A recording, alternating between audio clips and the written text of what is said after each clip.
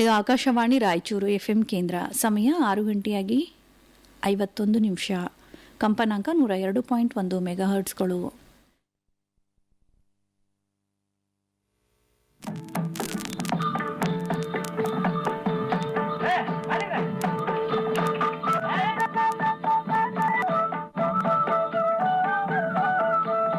ಕೃಷಿ ರಂಗ, ರೈತರಿಗಾಗಿ ಕಾರ್ಯಕ್ರಮ ಕಿಸಾನ್ ವಾಣಿ.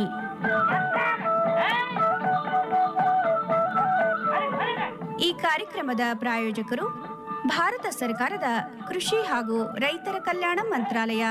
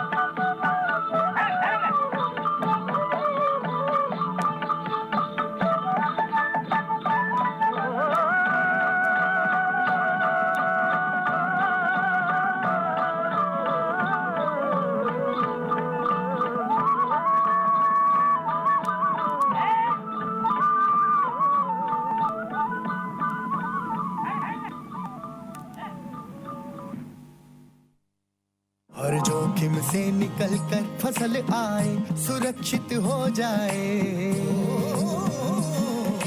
फसल बीमा से हर किसान अब आत्मनिर्भर हो जाए। संकट के समय प्रधानमंत्री फसल बीमा योजना किसानों के लिए वरदान है। अब सूखा पड़े या बाढ़ आ जाए, कोई डर नहीं। अब ओले पड़े या कीट पतंगे फसल खा जाए, कोई फिक्र नहीं, क्योंकि हमने लिया है प्रधानमंत्री फसल बीमा। बुआई से फसल कटाई तक हर जोखिम का दावा, न्यूनतम प्रीमियम पर अधिकतम भुगतान का वादा। योजना से हर साल जुड़ रहे हैं 5 करोड़ से ज्यादा किसान। अब आपकी है बारी। नजदीकी कृषि कार्यालय, सहकारी समिति, बैंक शाखा, अधिकृत बीमा कंपनी या जन सेवा केंद्र में स्वेच्छा से करा सकते हैं पंजीकरण। फसल बीमा पोर्टल या फसल बीमा ऐप द्वारा भी कराया जा सकता है पंजीकरण। प्रधानमंत्री फसल बीमा योजना, आपकी फसलों का संपूर्ण सुरक्षा कवच। कृषि एवं किसान कल्याण मंत्रालय, भारत सरकार।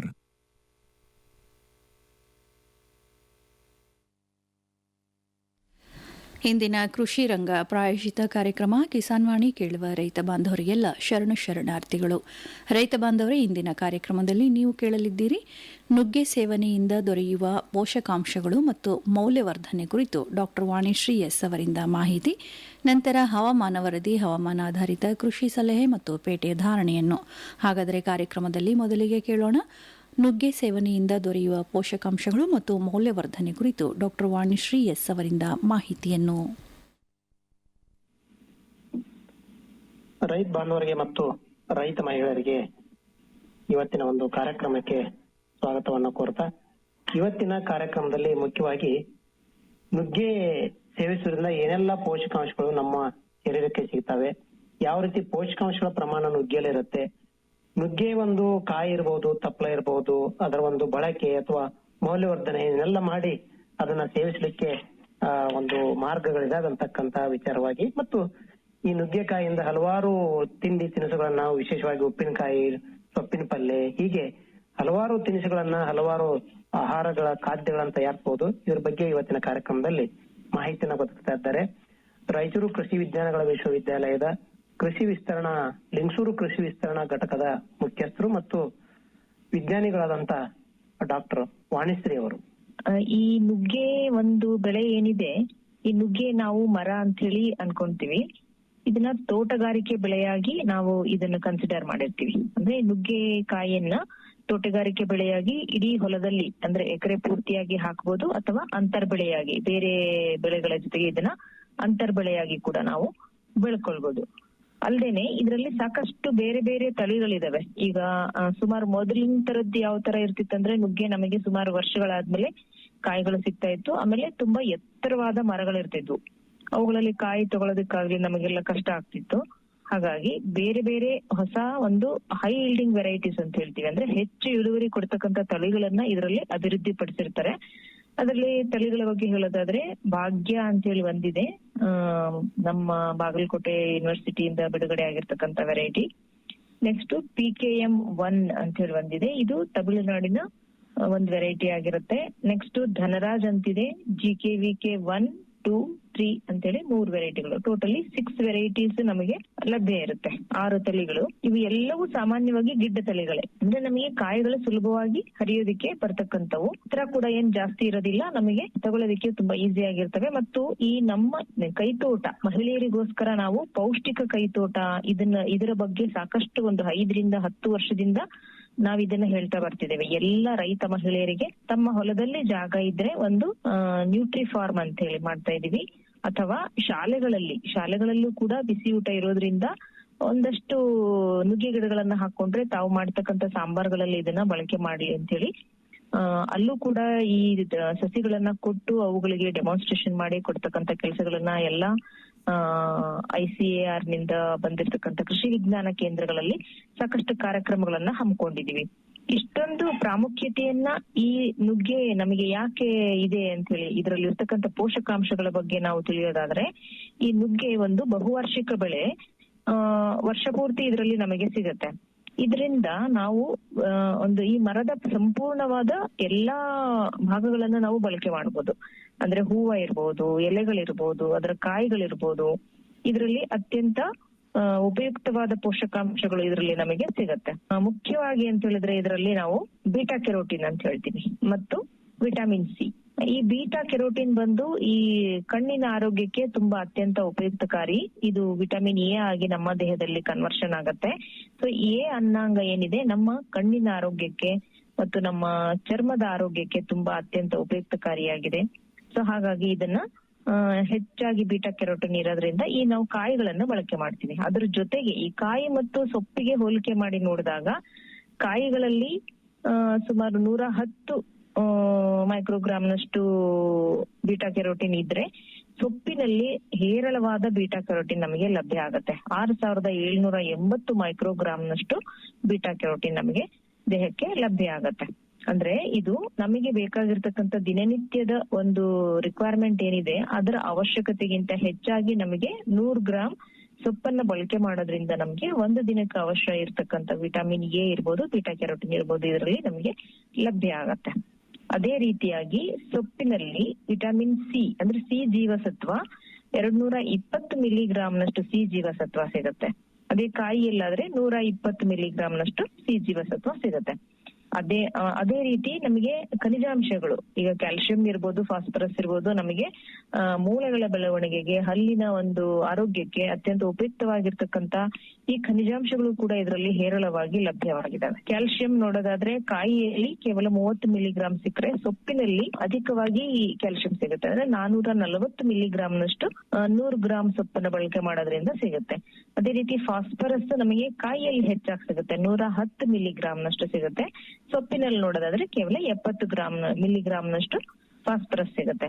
ಈ ರೀತಿ ಈ ಸೊಪ್ಪು ಇರ್ಬೋದು, ಕಾಯಿ ಇರ್ಬೋದು, ಇದರಲ್ಲಿ ಎಲ್ಲಾ ಪೋಷಕಾಂಶಗಳು ಹೇರಳವಾಗಿ ಸಿಗೋದ್ರಿಂದ ಇದನ್ನ ಒಂದು ನ್ಯೂಟ್ರಿ ಗಾರ್ಡನ್ ಅಲ್ಲಿ ಮತ್ತು ನಮ್ಮ ಹಿತ್ತಲ ಕೈತೋಟ ಅಂತ ಏನ್ ಹೇಳ್ತೀವಿ ಅದರಲ್ಲಿ ಬೆಳ್ಕೊಳ್ಳೋದಕ್ಕೆ ತುಂಬಾ ಯೋಗ್ಯವಾಗಿರ್ತಕ್ಕಂಥದ್ದು ಇದು ಅಂತ ಹೇಳಿ ನಾವು ಹೇಳ್ಬೋದು.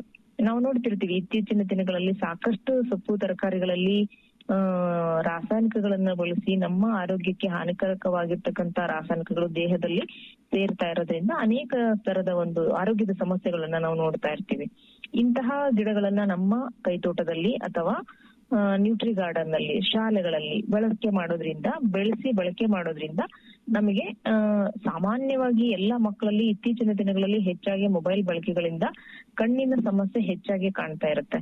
ಅದನ್ನ ತಡೆಗಟ್ಟೋದಕ್ಕೋಸ್ಕರ ಇಂತಹ ಉಪಯುಕ್ತವಾಗಿರ್ತಕ್ಕಂತ ಮತ್ತು ಸುಲಭವಾಗಿ ನಮಗೆ ಕಡಿಮೆ ಖರ್ಚಿನಲ್ಲಿ ಸಿಗ್ತಕ್ಕಂತ ಈ ನುಗ್ಗೆ ಸೊಪ್ಪನ್ನ ಬಳಕೆ ಮಾಡೋದು ತುಂಬಾ ಅತ್ಯಂತ ಉಪಯುಕ್ತಕಾರಿಯಾಗಿದೆ. ಇವಾಗ ನಿಮಗೆ ಅನ್ಸ್ಬೋದು ಇಷ್ಟೆಲ್ಲ ಉಪಯುಕ್ತವಾಗಿರ್ತಕ್ಕಂತ ಈ ನುಗ್ಗೆ ಕಾಯಿ ಮತ್ತು ಸೊಪ್ಪನ್ನ ಯಾವೆಲ್ಲ ರೀತಿಯಲ್ಲಿ ನಾವು ಬಳಕೆ ಮಾಡ್ಬೋದು. ಮೊದಲು ಕಾಯಿಯಿಂದ ನೋಡೋದಾದ್ರೆ, ಕಾಯಿ ತಮಗೆಲ್ಲರಿಗೂ ಗೊತ್ತಿರುವ ಹಾಗೆ ಸಾಂಬಾರ್ನಲ್ಲಿ ಇದನ್ನ ಬಳಕೆ ಮಾಡ್ತೀವಿ. ಸಾರ್ನಲ್ಲಿ ಹಾಕೋದ್ ಬಿಟ್ರೆ ಕಾಯಿಯಿಂದ ನಾವು ಪಲ್ಯಗಳನ್ನು ಕೂಡ ಮಾಡ್ತಾರೆ. ಕೂಟ್ ಅಂತೇನು ಹೇಳ್ತೀವಲ್ಲ ಆ ರೀತಿ ಈ ಪಲ್ಯವನ್ನು ಕೂಡ ಮಾಡಬಹುದು. ಆಂಧ್ರ ಸ್ಟೈಲ್ ಅಲ್ಲಿ ಇದನ್ನ ಉಪ್ಪಿನಕಾಯಿ ಕೂಡ ಹಾಕ್ತಾರೆ. ನುಗ್ಗೆಕಾಯಿ ಉಪ್ಪಿನಕಾಯಿ ಕೂಡ ಹಾಕ್ತಾರೆ. ವರ್ಷಗಟ್ಲೆ ಕೆಡ್ಲಾರ್ದನೆ ನಾವು ಇಟ್ಕೊಂಡು ತಿನ್ನಬಹುದಾಗಿದೆ. ಇದನ್ನ ಒಂದು ನಮಗೆ ನೆನ್ಪಿರ್ಬೇಕು, ಯಾವುದೇ ಒಂದು ಸಂಸ್ಕರಣೆಯನ್ನ ಮಾಡಿದಾಗ ವಿಟಮಿನ್ ಎ ಇರ್ಬೋದು, ಬೀಟಾ ಕೆರೋಟಿನ್ ಇರ್ಬೋದು, ವಾತಾವರಣಕ್ಕೆ ಅಥವಾ ನಮ್ಮ ಹೈ ಟೆಂಪರೇಚರ್ ಅಲ್ಲಿ ಬಾಯ್ಲ್ ಮಾಡಿದಾಗ ಏನು ಮಾಡಿದಾಗೂ ಇದು ನಷ್ಟ ಆಗದೆ ಇರ್ತಕ್ಕಂಥ ಒಂದು ಪೋಷಕಾಂಶ ಆಗಿದೆ. ಅದೇ ಸಿಹಿ ಜೀವಸತ್ವ ಆದ್ರೆ ನಮಗೆ ಫ್ರೆಶ್ ಆಗಿರ್ಬೇಕು, ತಾಜಾ ಇರುವಾಗ ಮಾತ್ರ ನಮಗೆ ಅದು ನಮ್ಮ ದೇಹಕ್ಕೆ ಲಭ್ಯ ಆಗತ್ತೆ. ಸೊ ಹಾಗಾಗಿ ಸಿಹಿ ಜೀವಸತ್ವಕ್ಕೋಸ್ಕರ ನಾವು ಸ್ವಲ್ಪ ಫ್ರೆಶ್ ಆಗೂ ತಿನ್ಬೇಕಾಗತ್ತೆ. ಮತ್ತು ಈ ಬೀಟಾ ಕೆರೋಟಿನ್ ಬೇಕು ಅಂದಾಗ ನಾವು ಯಾವ ರೂಪದಲ್ಲಾದ್ರೂ ಯಾವ ಫಾರ್ಮಲ್ ಆದ್ರೂ ಇದನ್ನ ತಗೊಳ್ಬಹುದು. ಇದು ಕಾಯಿಯ ಬಳಕೆ ನಂತರ ನಾವು ಸೊಪ್ಪನ್ನ ಯಾವ ರೀತಿ ಮಾಡ್ಕೊಳ್ಬಹುದು, ಸೊಪ್ಪಿನಿಂದ ನಾವು ಸಾರನ್ನು ತಯಾರು ಮಾಡ್ಬೋದು.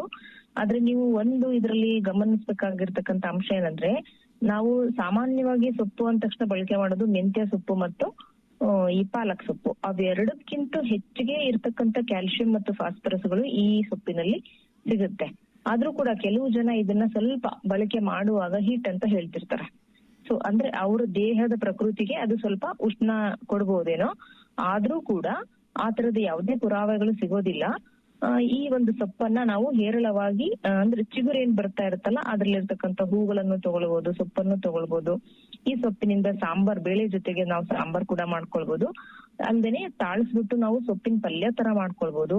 ಇನ್ನೂ ಒಂದು ಬಹಳ ಉಪಯುಕ್ತವಾಗಿರ್ತಕ್ಕಂಥದ್ದಂದ್ರೆ, ಮಕ್ಕಳಿಗೆ ಕೆಲವೊಂದ್ ಸಮಯ ನಾವು ಇಷ್ಟ ಪಡೋದಿಲ್ಲ ಸೊಪ್ಪು ತರಕಾರಿ ಅಂದ್ರೆ, ಅದು ಅಷ್ಟು ಇಷ್ಟ ಆಗೋದಿಲ್ಲ. ಅದಕ್ಕೋಸ್ಕರ ನಾವು ಬೇರೆ ಬೇರೆ ಹಿಟ್ಟುಗಳನ್ನ ಬಳಸಿ ಮಾಡ್ತಕ್ಕಂಥ ತಾಲಿಪಟ್ಟಿನಲ್ಲಿ ಇದನ್ನ ಸ್ವಲ್ಪ ಸೊಪ್ಪನ್ನ ತಾಳಿಸಿ ನಾವು ಮಿಶ್ರ ಮಾಡೋದ್ರಿಂದ ಅದರ ಟೇಸ್ಟ್ ಹೆಚ್ಚಾಗೋದ್ರ ಜೊತೆಗೆ ಅದೊಂಥರ ಕಲರ್ಫುಲ್ ಆಗಿ ಗ್ರೀನ್ ಆಗಿ ಕಾಣಿಸುತ್ತೆ ಮತ್ತು ಹೇರಳವಾದ ಪೋಷಕಾಂಶಗಳು ಕೂಡ ನಮ್ಮ ದೇಹಕ್ಕೆ ಲಭ್ಯ ಆಗತ್ತೆ. ಆನಂತರ ಮುದ್ದೆಯನ್ನು ಊಟ ಮಾಡ್ತಕ್ಕಂಥ ಜನರಿಗೆ ನಾವು ಬೇಳೆ ಜೊತೆಗೆ ಬಸಪ್ಪು ಸಾರು ಅಂತ ಏನ್ ಮಾಡ್ತಾ ಇರ್ತೀವಲ್ಲ ಅದ್ರಲ್ಲೂ ಕೂಡ ಈ ಸೊಪ್ಪನ್ನ ಬಳಕೆ ಮಾಡ್ಬೋದು. ಯಾವ ರೀತಿ ಅಂತ ಹೇಳಿದ್ರೆ, ಈ ತೊಗರಿ ಬೇಳೆ ಬೇಯಿಸ್ಬಿಟ್ಟು ಆ ಕಾಳಿಗೆ ನಾವೇನ್ ಮಾಡಿ ತೊಗರಿ ಬೇಳೆಗೆ ನಾವು ಒಗ್ಗರಣೆ ಹಾಕಿ ನಂತರ ಈ ಸಬ್ಬಸ್ಗೆ ಸೊಪ್ಪನ್ನ ಬಳಸೋದು ವಾಡಿಕೆ. ಅದ್ರ ಬದಲಾಗಿ ನಾವು ಈ ಸೊಪ್ಪನ್ನು ಕೂಡ ಬಳಸ್ಕೋಬಹುದು. ನುಗ್ಗೆ ಸೊಪ್ಪನ್ನು ಕೂಡ ಒಗ್ಗರಣೆ ಹಾಕಿ ನಂತರ ಆ ಬೇಳೆಯನ್ನ ಹಾಕಿ ಅದು ಮುದ್ದೆ ಜೊತೆಗೆ ತಿಂತಕ್ಕಂಥ ಪಲ್ಯ ಆಗತ್ತೆ. ಅದರ ಕಟ್ಟಿಗೆ ನಾವು ಬಸಪ್ಪು ಸಾರನ್ನ ಮಾಡ್ಕೊಳ್ಬಹುದು. ಈ ರೀತಿ ಬೇರೆ ಬೇರೆ ರೂಪದಲ್ಲಿ ನಾವು ಈಗ ಕಟ್ಲೆಟ್ ಮಾಡ್ತಾ ಇರ್ತೀವಿ, ಅದ್ರಲ್ಲೂ ಕೂಡ ನಾವು ಪಾಲಕ್ ಸೊಪ್ಪನ್ನ ಸೇರಿಸ್ತಾ ಇರ್ತೀವಲ್ಲ ಅದೇ ರೀತಿಯಾಗಿ ಈ ಸೊಪ್ಪನ್ನ ಸೇರಿಸ್ಕೊಳ್ಬಹುದು. ನಂತರ ನುಚ್ಚಿನುಂಡೆ ಅಂತ ಹೇಳಿ ಮಾಡ್ತೀವಿ, ಅಂದ್ರೆ ಬೇರೆ ಬೇರೆ ಬೇಳೆಕಾಳುಗಳ ನುಚ್ಚು, ತೊಗರಿ ಬೇಳೆ ಇರ್ಬೋದು, ಕಡಲೆ ಬೇಳೆ ಇರ್ಬೋದು, ಉದ್ದಿನ ಬೇಳೆ ಇರ್ಬೋದು, ಇವುಗಳೆಲ್ಲ ನುಚ್ಚನ್ನ ನೆನ್ಸ್ಬಿಟ್ಟು ರುಬ್ಬಿ ಅದಕ್ಕೆ ಕೆಲವೊಂದು ಸೊಪ್ಪುಗಳನ್ನ ಹಾಕ್ತಿವಿ. ಸಾಮಾನ್ಯವಾಗಿ ನಾವು ಹಾಕೋದೇನಂದ್ರೆ ಮೆಂತ್ಯ ಸೊಪ್ಪು ಹಾಕ್ತಿವಿ, ಇಲ್ಲ ಸಬ್ಬಸ್ಗಿ ಹಾಕ್ತಿವಿ. ಅದೇ ರೀತಿಯಾಗಿ ಈ ಸೊಪ್ಪನ್ನು ಕೂಡ ಸಣ್ಣದಾಗಿ ಕಟ್ ಮಾಡಿ ಸೇರಿಸ್ಕೊಂಡು ಇದನ್ನ ಸ್ಟೀಮ್ ಕುಕ್ ಮಾಡ್ತೀವಿ. ಅಂದ್ರೆ ಹಬೆಯಲ್ಲಿ ಇಡ್ಲಿ ತರ ಬೇಯಿಸ್ಕೊಂಡು ಕಾಯಿ ಚಟ್ನಿ ಜೊತೆ ತಿನ್ನೋದಕ್ಕೆ ತುಂಬಾ ಟೇಸ್ಟ್ನು ಆಗುತ್ತೆ ಮತ್ತು ಆರೋಗ್ಯಕ್ಕೂ ಕೂಡ ತುಂಬಾ ಒಳ್ಳೇದು. ನಂತರ ನಾವು ರವಾ ಇಡ್ಲಿ ಮಾಡ್ತೀವಿ, ಅದ್ರಲ್ಲೂ ಕೂಡ ಇದನ್ನ ಮಿಶ್ರ ಮಾಡ್ಬೋದು. ಅಂದ್ರೆ ಒಗ್ಗರಣೆ ಹಾಕುವಾಗ ರವೆ ಇಡ್ಲಿಯಲ್ಲಿ ನಾವು ಒಗ್ಗರಣೆ ಹಾಕೊಂತೀವಲ್ಲ ರವೆಗೆ, ಆ ಸಮಯದಲ್ಲಿ ಒಂದ್ ಸ್ವಲ್ಪ ಸೊಪ್ಪನ್ನ ತಾಳಿಸಿ ಅದನ್ನ ಒಗ್ಗರಣೆಯಲ್ಲಿ ಸೇರಿಸ್ಕೊಂಡು ಕೂಡ ಇದ್ರಲ್ಲಿ ಹಾಕೋಬಹುದು. ಪಡ್ಡಿನಲ್ಲಿ ಸೇರಿಸ್ಕೊಳ್ಬಹುದು. ಈರುಳ್ಳಿ ಮತ್ತೆ ಕಡಲೆಬೇಳೆಗಳ ಜೊತೆಯಲ್ಲಿ ಈ ಸೊಪ್ಪನ್ನ ಹಾಕೊಳ್ಬಹುದು. ಸಬ್ಬಸ್ಗೆ ಸೊಪ್ಪನ್ನ ಎಲ್ಲೆಲ್ಲಿ ಬಳಸ್ತಾ ಇರ್ತೀವಲ್ಲ ಅದ್ರ ಬದಲಾಗಿ ನಾವ್ ಎಲ್ಲಾ ಕಡೆನೂ ಈ ಒಂದು ಸೊಪ್ಪನ್ನ ಬಳಸ್ಕೊಳ್ಬಹುದು.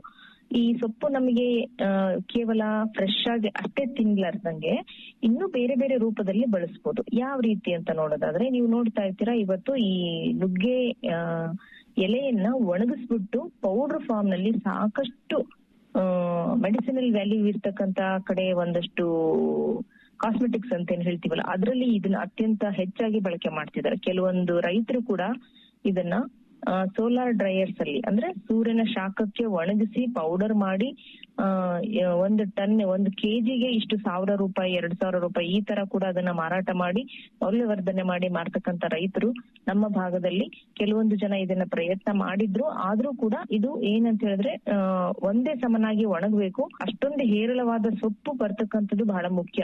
ಆ ತರ ಸೊಪ್ಪನ್ನ ಒಣಗಿಸಿ ನಾವು ಪೌಡರ್ ಮಾಡಿ ಮಾರಾಟ ಮಾಡ್ಬೇಕಂತ ಹೇಳಿದ್ರೆ ಇಲ್ಲಿ ಕಾಯಿಗೆ ಹೆಚ್ಚು ಪ್ರಾಮುಖ್ಯತೆ ಕೊಡೋ ಹಾಗಿಲ್ಲ. ನಮಗೆ ಜಾಸ್ತಿ ಪಂಗಲ್ಗಳು ಬರಬೇಕು, ಎಲೆಗಳು ಬರಬೇಕು ಅಂದ್ರೆ ಆ ಸೊಪ್ಪುಗಳು ಜಾಸ್ತಿ ಬಂದ್ರೆ ಮಾತ್ರ ನಮಗೆ ಪೌಡರ್ ಮಾಡ್ಲಿಕ್ಕೆ ಆಗುತ್ತೆ. ಉದಾಹರಣೆಗೆ ನಾವೀಗ ಕರಿಬೇವಿನ ಪುಡಿ ಕೂಡ ನಮಗೆ ಲಭ್ಯ ಇದೆ ಇವತ್ತು ಮಾರುಕಟ್ಟೆಯಲ್ಲಿ.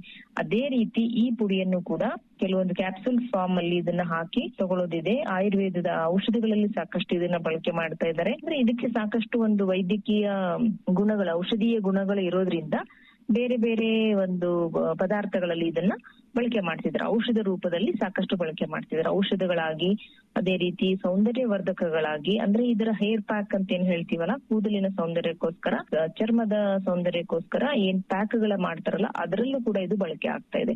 ಹಾಗಾಗಿ ಪೌಡರ್ ಫಾರ್ಮ್ ನಲ್ಲಿ ಸಿಕ್ಕರೆ ಕಂಪನಿಗಳವರಿಗೆ ಇನ್ನ ಒಳ್ಳೇದು ಅಂತೇಳಿ ರೈತರಿಗೆ ಕೆಲವೊಂದು ತರಬೇತಿಗಳನ್ನ ಕೊಟ್ಟು ಇದನ್ನ ಪೌಡರ್ ಫಾರ್ಮ್ ನಲ್ಲಿ ಸಂಸ್ಕರಣೆ ಮಾಡಿ ಕೊಡೋದಕ್ಕೂ ಕೂಡ ಕೊಟ್ಟಾಗ ಇಲ್ಲೊಂದಷ್ಟು ಜನ ಮಾಡಿ ಅದನ್ನ ನಮ್ಮ ಮಸ್ಕಿ ಭಾಗದಲ್ಲಿ ಒಂದಿಬ್ರು ರೈತರು ಮಾಡ್ತಾ ಇದ್ರು. ಅದನ್ನ ಮಾಡ್ಬೇಕು ಅಂತೇಳಿ ಒಂದಷ್ಟು ಯೋಚನೆಗಳು ಇಟ್ಕೊಂಡು ತರಬೇತಿಗಳು ಬೇಕು ಅಂತೆಲ್ಲ ಬರ್ತಾ ಇರ್ತಾರೆ.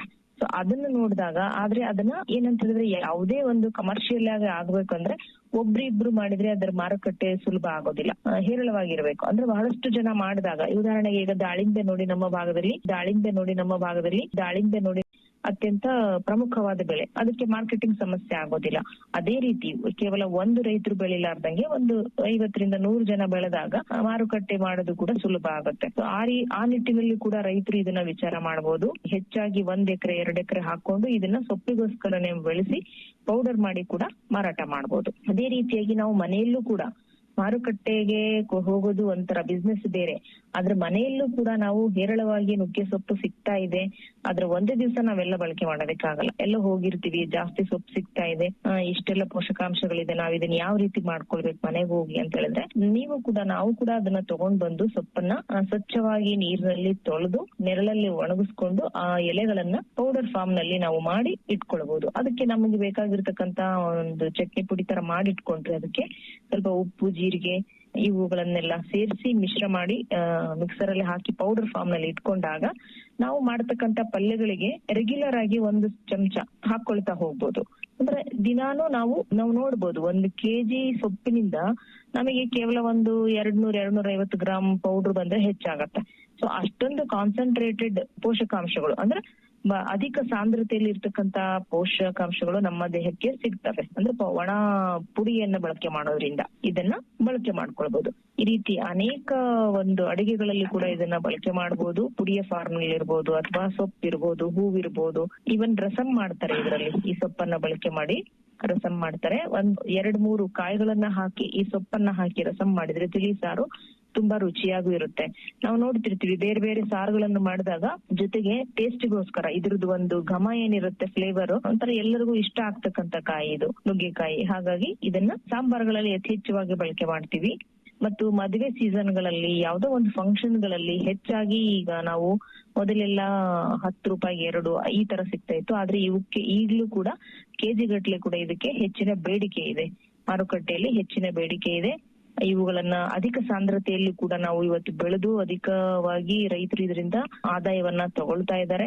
ಇವನ್ನ ನಾವು ಯಾವುದೇ ಒಂದು ಕಮರ್ಷಿಯಲ್ ಆಗಿ ಇಲ್ಲ ಅಂದ್ರೂ ಕೂಡ ನಮ್ಮ ಮನೆಯ ಹಿತ್ತಲಿನಲ್ಲಿ 1-2 ನುಗ್ಗೆ ಮರಗಳಿದ್ರೆ ತುಂಬಾ ಒಳ್ಳೇದು. ನುಗ್ಗೆಕಾಯಿ ನುಗ್ಗು ಬಡಿಯುತ್ತೆ ಅಂತ ಹೇಳ್ತಾರೆ, ಒಂದು ಗಾದೆ ತರ ಒಂದು ಹಳ್ಳಿಗಳಲ್ಲಿ ಹೇಳ್ತಾರೆ. ಆದ್ರೆ ಅದು ಏನೇ ಮಾಡಿದ್ರು ಅದರಿಂದ ನಮಗೆ ಹೆಚ್ಚು ಆರೋಗ್ಯಕ್ಕೆ ಒಳ್ಳೇದಿರೋದ್ರಿಂದ, ಮತ್ತೆ ನಮ್ಮ ಮನೆಯ ಹಿತ್ತಲಲ್ಲಿ ಬೆಳೆದಿರೋದ್ರಿಂದ ನಾವು ಯಾವುದೇ ರಾಸಾಯನಿಕಗಳನ್ನು ಬೆಳೆಸಿರೋದಿಲ್ಲ. ಹಾಗಾಗಿ ನಮಗೆ ಸಾವಯವ ರೀತಿಯಲ್ಲಿ ಬೆಳೆದಿರತಕ್ಕಂತ ನುಗ್ಗೆಕಾಯಿಯಿಂದ ನಮಗೆ ಹೇರಳವಾಗಿ, ನಮ್ಮ ದೇಹಕ್ಕೆ ಹೇರಳವಾದ ಒಂದು ಸಿ ಜೀವಸತ್ವ, ಕಣ್ಣಿನ ಆರೋಗ್ಯಕ್ಕೋಸ್ಕರ ಬೀಟಾ ಕೆರೋಟಿನ್ ಮತ್ತು ನಮ್ಮ ಮೂಳೆಗಳ ಬೆಳವಣಿಗೆಗೋಸ್ಕರ ಫಾಸ್ಫರಸ್ ಮತ್ತು ಕ್ಯಾಲ್ಸಿಯಂ ಸಿಗೋದ್ರಿಂದ ನಾವಿದನ್ನ ಬುದ್ಧಿವಂತಿಕೆಯಿಂದ ಬಳಸ್ಕೊಳ್ಳೋದು ನಮ್ಮ ವಿಚಾರಕ್ಕೆ ಬಿಟ್ಟಿದ್ದು. ಈಗ ನೋಡ್ರಿ, ಚಿಕ್ಕ ಮಕ್ಳು ಇರ್ತಾರೆ, ಅವರಿಗೆಲ್ಲ ಇವಾಗ ಕ್ಯಾಲ್ಸಿಯಂ ಮತ್ತು ಫಾಸ್ಫರಸ್ ಕಡಿಮೆ ಆದ್ರೆ ಮೂಳೆಗಳ ಗಟ್ಟಿ ಇರೋದಿಲ್ಲ. ಈ ಇತ್ತೀಚಿನ ದಿನಗಳಲ್ಲಿ 40ರ ನಂತರ ಏನು ಮೂಳೆಗಳ ತೊಂದರೆಗಳು ಬರ್ತಾ ಇದೆ, ಮೊಣಕಾಲು ನೋವುಗಳು ಬರ್ತಾ ಇದಾವೆ, ಕ್ಯಾಲ್ಸಿಯಂ ಡೆನ್ಸಿಟಿ ಕಡಿಮೆ ಆಗಿದೆ, ಬೋನ್ ಡೆನ್ಸಿಟಿ ಕಡಿಮೆ ಆಗಿದೆ ಅಂತ ಹೇಳ್ತಾರೆ. ಸೊ ಹಾಗಾಗಿ ಅಧಿಕ ಸಾಂದ್ರತೆಯಲ್ಲಿ ಸಿಗ್ತಕ್ಕಂತ ಈ ಕ್ಯಾಲ್ಸಿಯಂ ಅನ್ನ ಒಣಗಿದ ಪೌಡರ್ ಫಾರ್ಮ್ ನಲ್ಲಿ ನಾವು ಬಳಕೆ ಮಾಡೋದ್ರಿಂದ ಅತ್ಯಂತ ಒಳ್ಳೆಯ ರೀತಿಯಲ್ಲಿ ಇದನ್ನ ನಾವು ಕಂಟ್ರೋಲ್ ಮಾಡ್ಕೊಳ್ಬಹುದು. ಅಟ್ಲೀಸ್ಟ್ ನಾವು ಅದನ್ನ ಪೂರ್ತಿ ನಿವಾರಣೆ ಮಾಡದೇ ಇದ್ರೂ ಕೂಡ ಪೋಷಕಾಂಶಗಳಿಂದ ನಾವು ರೋಗಗಳನ್ನ ನಿರ್ವಹಣೆ ಅಂತೂ ಕಂಪಲ್ಸರಿಯಾಗಿ ಮಾಡ್ಕೊಳ್ಬಹುದು. ಈ ರೀತಿ ಅತ್ಯಂತ ಉಪಯುಕ್ತವಾಗಿರ್ತಕ್ಕಂತ ಈ ಕಾಯಿಗಳನ್ನ ಈವನ್ ನಾವು ಅಂಗನವಾಡಿ ಸ್ಕೂಲ್ಗಳಲ್ಲಿ, ಅಂಗನವಾಡಿ ಶಾಲೆಗಳಲ್ಲೂ ಕೂಡ ಬೆಳೆಯೋದಕ್ಕೆ ಇದನ್ನ ಉತ್ತೇಜನ ಕೊಡಬೇಕು ಅಂತೇಳಿ ಅಲ್ಲೂ ಕೂಡ ಸಾಕಷ್ಟು ಕೃಷಿ ವಿಸ್ತರಣಾ ಶಿಕ್ಷಣ ಕೇಂದ್ರದಿಂದ ತರಬೇತಿಗಳನ್ನು ಮಾಡಿದಾಗ ಸಸಿಗಳನ್ನು ಕೂಡ ಕೊಟ್ಟಿರ್ತೀವಿ. ಯಾಕಂದ್ರೆ ಅಲ್ಲಿರ್ತಕ್ಕಂತ ಅಂಗನವಾಡಿ ಮಕ್ಕಳು ಆ ಸಮಯದಲ್ಲಿ ಅವರಿಗೆ ಅತ್ಯಂತ ಹೆಚ್ಚು ಕ್ಯಾಲ್ಸಿಯಂ ಮತ್ತು ಫಾಸ್ಫರಸ್ ಅವಶ್ಯಕತೆ ಇರುತ್ತೆ. 3 ವರ್ಷದ ಮಕ್ಕಳು, 3ರಿಂದ ಕೆಳಗೆ ಇರ್ತಕ್ಕಂತ ಮಕ್ಕಳು, ಪ್ರೀ ಸ್ಕೂಲ್ ಏನ್ ಹೇಳ್ತೀವಲ್ಲ, ಆ ಮಕ್ಕಳಿಗೆ ತುಂಬಾ ಅವಶ್ಯಕವಾಗಿರ್ತಕ್ಕಂಥ ಪೋಷಕಾಂಶಗಳು ಈ ನುಗ್ಗೆಯಲ್ಲಿ ಸಿಗೋದ್ರಿಂದ ಅವರಿಗೆ ಅದರ ಬಗ್ಗೆ ಮಾಹಿತಿಯನ್ನು ಹೇಳಿ, ತಾಯಂದಿರ ಸಭೆಯಲ್ಲಿ ಬಂದಾಗ ಕೂಡ ಅದರ ಮಾಹಿತಿಯನ್ನು ಹೇಳಿ, ಮನೆಯಲ್ಲೂ ಬಳಕೆ ಮಾಡಿ, ನಂತರ ಅಂಗನವಾಡಿಗಳಲ್ಲಿ ಎಲ್ಲಿ ನೀರಿನ ಸೌಲಭ್ಯ ಇದೆ, ಎಲ್ಲಿ ಕಾಂಪೌಂಡ್ ಇದೆ, ಅಲ್ಲಿ ಸಸಿಗಳನ್ನ ವಿತರಣೆ ಮಾಡಿ ಇವುಗಳನ್ನ ಬೆಳೆಸ್ಕೊಳ್ಳೋದಕ್ಕೆ ಕೂಡ ನಾವು ಹೆಚ್ಚು ಹೆಚ್ಚು ಉತ್ತೇಜನವನ್ನ ಕೊಡ್ತಾ ಇದ್ದೇವೆ. ಇಷ್ಟೊಂದು ಅನುಕೂಲವಾಗಿರ್ತಕ್ಕಂಥ ನುಗ್ಗೆಯನ್ನ ಎಲ್ಲರೂ ಬೆಳೆದು ನಮ್ಮ ಆರೋಗ್ಯವನ್ನ ಹೆಚ್ಚು ಮಾಡ್ಕೊಳ್ಳೋಣ. ಮತ್ತು ವಿಟಮಿನ್ ಸಿ ಇಂದ ನಮ್ಮ ಕಬ್ಬಿಣಾಂಶವನ್ನು ಹೀರ್ಕೊಳ್ತಕ್ಕಂಥ ಶಕ್ತಿ ಕೂಡ ನಮ್ಮ ದೇಹಕ್ಕೆ ಹೆಚ್ಚಾಗುತ್ತೆ. ರಕ್ತಹೀನತೆಯನ್ನು ಕೂಡ ತಡೆಗಟ್ಟಬಹುದು ಈ ಸಿ ಜೀವಸತ್ವದಿಂದ.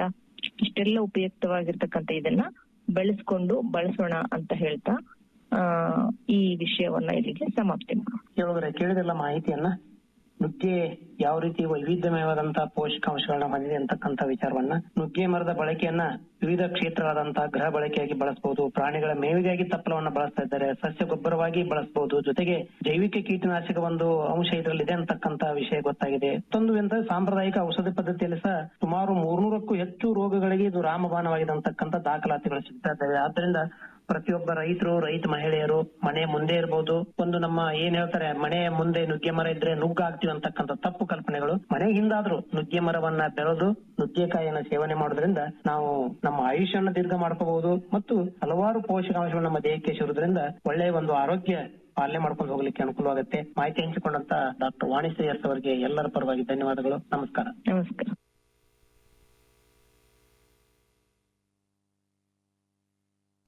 ಇದುವರೆಗೂ ನುಗ್ಗೆ ಸೇವನೆಯಿಂದ ದೊರೆಯುವ ಪೋಷಕಾಂಶಗಳು ಮತ್ತು ಮೌಲ್ಯವರ್ಧನೆ ಕುರಿತು ಡಾಕ್ಟರ್ ವಾಣಿಶ್ರೀ ಎಸ್ ಅವರಿಂದ ಮಾಹಿತಿಯನ್ನು ಮಾಡಿಕೊಂಡಿದ್ರಿ. ಈಗ ಕೇಳಿ ಒಂದು ವಾಣಿಜ್ಯ ಪ್ರಕಟಣೆಯನ್ನು. प्रधानमंत्री किसान मान धन योजना मिलेगा पेंशन का सहारा, कृषक न होगा